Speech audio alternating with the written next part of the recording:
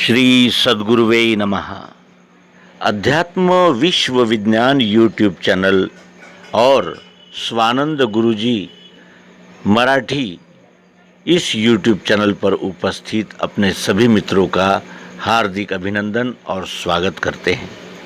मित्रों, आज हमारा जन्मदिन है और केंद्रीय अध्यात्म विज्ञान शाला मानधाता ओंकारेश्वर जिला खंडवा में जब हमने प्रवेश लिया तो पहले ही सत्र में सबको प्रश्न पूछने के लिए आज्ञा हुई और हमने जो प्रश्न पूछा वो प्रश्न ही आज हमें याद आ रहा है और स्वामी जी ने दिया हुआ उत्तर हम सतत स्मरण करके आनंदित हो रहे हैं। वो प्रश्न क्या था और वो उत्तर क्या थे? प्रश्न था कि मृत्यु क्या है और इसका डर क्यों लगता है, इससे मृत्यु से डर क्यों लगता है जीव को, और ये डर कैसे निकलेगा, ये प्रश्न थे। और ये प्रश्न जब सभागृह में हमने स्वामी श्री जीवनानंद जी चैतन्य इनसे पूछे तो स्वामी जी ने मुस्कुराते हुए कहा कि उनके सामने एक गिलास पड़ा हुआ था। उन्होंने उस गिलास को उठाया और दिखाते हुए कहा कि ये क्या है? तो हमने कहा गिलास है। अब ये गिलास टूट फूट गया तो अब ये क्या है? तो प्लास्टिक है। तो उन्होंने ये बताया कि प्लास्टिक से गिलास बना है, गिलास टूटता है, प्लास्टिक नहीं टूटता, वो फिर नए आकार में आ जाता है। इसी तरह प्रकृति के ये अष्टधा जो विभाग है ये कार्यरत रहते हैं और इसी से ही ये परिवर्तन रूप उत्पत्ति स्थिति लय का चक्र चलता रहता है। ग्लास तो टूटेंगे लेकिन प्लास्टिक नहीं टूटता, ये सिद्धांत उन्होंने बताया था। आज हमारा जन्मदिन है, अर्थात हम व्यक्त हुए। व्यक्त होने से पहले क्या हम नहीं थे? माँ के गर्भ में हम ही थे, फिर माँ के गर्भ में पिता से आए तो पिता में भी कौन थे? हम ही थे। और वो पिता में भी आने से पहले हम कहाँ थे? इसी प्रश्न का उत्तर अध्यात्म विज्ञान देता है और इस प्रश्न का उत्तर मिले बगैर इस जीव को स्थायी समाधान नहीं हो सकता, क्योंकि उसका मूल प्रश्न यही है कि मैं कौन हूँ, मैं कौन हूँ। इसी प्रश्न का उत्तर ये जीव चाहता है। लेकिन बीच में जो ये अनंत भोग, शब्द स्पर्श रूप रसगंध और सतोगुण रजोगुण तमोगुण की ये जो धाराएं बह रही है ये जीव को बहका देती है, लपेट लेती है और जीव इसी में रह जाता है, क्योंकि वो चारों खानी का प्रवास करता हुआ आया है और पहली बार ही इसे मन और बुद्धि मिली है। इसीलिए मनोकल्पना, मनोकामनाएं और अनेक प्रकार के भोगों में ये इन्हें खो सा जाता है। अपने आप को ढूंढने का इसका जो मिशन था, जिसके लिए इसने जन्म लिया था, वो उसको भूल जाता है। भूल जाना और याद आना, बस यही अज्ञान और ज्ञान में सीमा है। अज्ञानी भूला हुआ है, याद आ जाएगी तो फिर वो यानी प्रकाश हो जाएगा। जैसे अंधेरा जाता है तब उजाला आता है कि उजाला आता है तब अंधेरा जाता है, इस तरह का ये संबंध है। पिता में आने से पहले हम कहाँ थे? अव्यक्त थे, अदृश्य थे, लेकिन थे, क्योंकि यदि नहीं होते तो अब कैसे हैं? और कोई भी वस्तु यदि नहीं है तो फिर वो उससे कार्य कैसे होंगे? इसका मतलब हम थे, लेकिन क्या थे, कहाँ थे? इसका उत्तर सर्वांग योग देता है। सर्वांग योग कहता है कि ये अन्न के द्वारा शरीर में जाकर कफ वात पित्त बनते हैं और कफ वात पित्त बनकर धड़कने लगते हैं। लेकिन वो मन बुद्धि अहंकार बनने से पहले सत रज तम इस रूप में ये संपूर्ण यच्चावत विश्व के कण कण में उपस्थित है। ये सर्वांग योग कहता है। कहने का आशय ये है कि मैं था लेकिन अव्यक्त था, और मैं अन्न के रूप में था क्योंकि मेरे पिता ने अन्न खाया था। फिर अन्न, जब अन्न में मैं था तब अन्न कैसे बना? तो पृथ्वी, जल, अग्नि यानी ऊर्जा, और ये स्पेस जिसमें पेड़ पौधे से लेकर जीव जंतु छोटे से बड़े होते हैं, वो अवकाश। पृथ्वी, जल, अग्नि, वायु और आकाश, ये 5 तत्व में मैं हूँ और था और हूँ।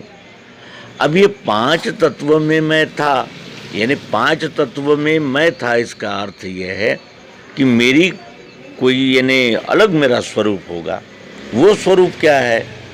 तो वो प्रियत्व, चाहत, ज़रूरत, प्रियत्व रूप आत्मा, वो मेरा निर्गुण निराकार स्वरूप है।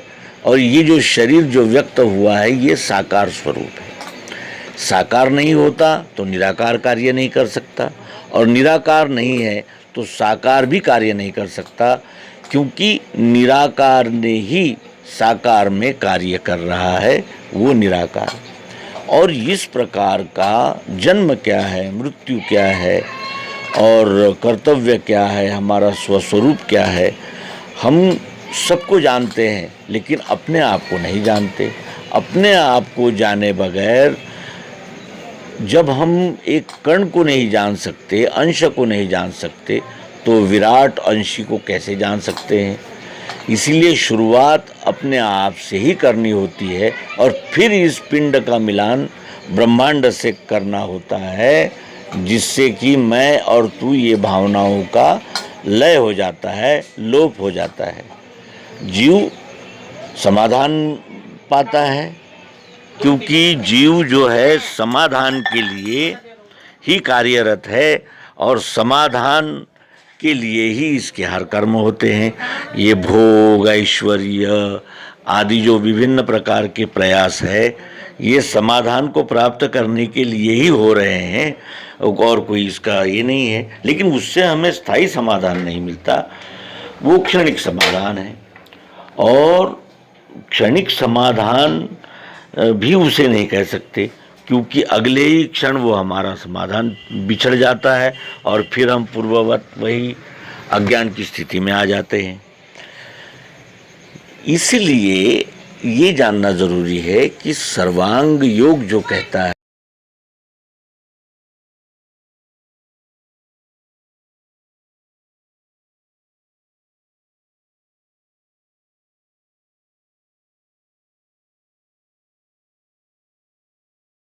पृथ्वी, जल, अग्नि, वायु, आकाश, इनका कभी जन्म नहीं हुआ, और जिसका जन्म नहीं होता है वो उसका नाश भी नहीं होता है। ये अखंड है, सर्वत्र है, सतत है, इसका कभी अभाव नहीं होता। और इसी से ये जो रॉ मटेरियल है, इसी से इस विश्व का एक एक कण बना हुआ है। ये प्रचिति हमें सद्गुरु युक्ति द्वारा स्पष्ट रूप से आती है, और वो परिचय ही सर्वांग योग है।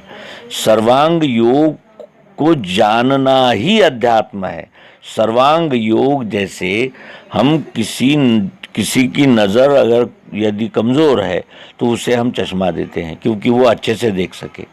उसी तरह जब तक हम अध्यात्म विज्ञान को सर्वांग योग प्राप्त करके नहीं देखेंगे, तब तक इस विश्व से हमारी एकात्मता सिद्ध नहीं होगी। और एकात्मता सिद्ध होने पर ही भक्ति का आविर्भाव होता है। भक्ति सेवा को कहते हैं, कर्तव्य भक्ति है, लेकिन प्राप्ति का मार्ग अध्यात्म है। अध्यात्म को प्राप्त किए बगैर इस जीव को परम शांति नहीं मिल सकती।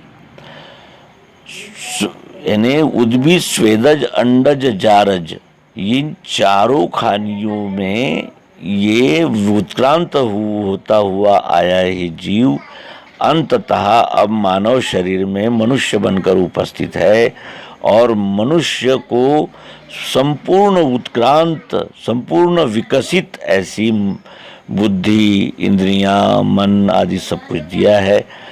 और सत साहित्य सत्संगति भी उपलब्ध है। अब ये नहीं जागा तो यानी ये अज्ञान में ही पुनः जन्म होता है। पुनर्जन्म ये झूठ नहीं है, पुनर्जन्म ये सत्य है। इसलिए कि कोई जा रहा है तो कोई आ रहा है, तो वो जाता कहाँ है और आता कहाँ से है? इसका अर्थ यह है कि ये सब कुछ अस्तित्वमय है और ये रूपांतरण इसका स्थायी स्वभाव है। अब बात आती है कर्म प्रधान विश्व रचि राखा, जो जस करहि सो तस फल चाखा। इसके लिए पारलौकिक और आध्यात्मिक अनेक बातें कही जा सकती है, लेकिन यदि हम इसे संक्षेप में जानने का प्रयास करें तो ये कर्म होता है हमारा डिपॉजिट। जैसे हम अपने बैंक में डिपॉजिट करते हैं और उसी डिपॉजिट को किए हुए जो रकम है, जो धन है, उसी से हमारा सारा व्यवहार चलता है। उसी तरह का ये डिपॉजिट है। यदि हमने प्लस डिपॉजिट किया, सकारात्मक, उपयोगी, सर्वहितकारी ऐसा कुछ डिपॉजिट किया है, तो हमारे भी बुरे समय में वो डिपॉजिट किसी न किसी रूप में लौटेगा, लौटता ही है। लेकिन लौटना ही चाहिए, ये अपेक्षा यानी ये फल बुद्धि है। इसको टालने के लिए श्री कृष्ण कहते हैं कि तुम कर्म तो करो, लेकिन फल की आशा मत करो, क्योंकि फल जब समय आएगा तब आएगा। और यदि समष्टि में वो यानी समष्टि भूमिका यदि उसको सब मैंने सहायता करती है तो वो समय आएगा, आना ही चाहिए, ये ज़रूरी नहीं है। लेकिन अपना डिपॉजिट बढ़ाते रहना। तो डिपॉजिट भी दो प्रकार का होता है, एक होता है दैवी और एक होता है आसुरी। तो सत्संगति में रहकर हमने दैवी संपदा को प्राप्त करते हुए इस अध्यात्म विज्ञान को आचरण में लाना है, और वो आचरण में आते ही फिर मुक्ति है ब्रह्मजाल से और स्थायी सुख शांति के हम भागी बनते हैं। धन्यवाद। नर्मदे।